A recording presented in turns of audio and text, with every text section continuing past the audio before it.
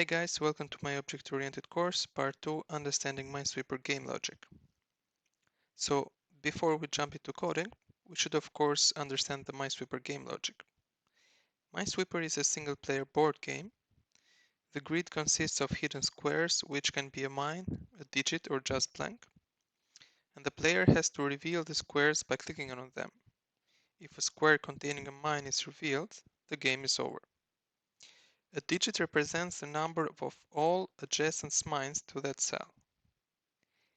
If we click on a square which has no mines, the square becomes blank and all adjacent squares will be recursively revealed.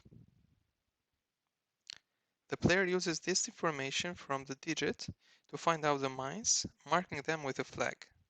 The game is won by correctly finding all the mines in the board. This is of course just the overview of the game, because we will dig deeper on each scenario and write our code.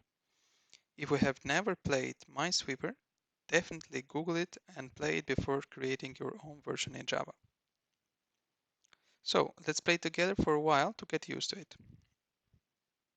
So let's go ahead in our application and let's play a game in the easy mode. The first click is also guaranteed to be a blank. So luckily we have some space to continue playing with. Take a look at the obvious corners, let's say. They're guaranteed to be a mine. And there is the helper method, very helpful. We will develop right at the end of this course that display the number of the possible mines, let's say, and it will automatically open the non-mines if already flagged. So this one over here is already set up. So let's open the other ones. And game one. And the game is over when we click on a mine. So that was it, very easy.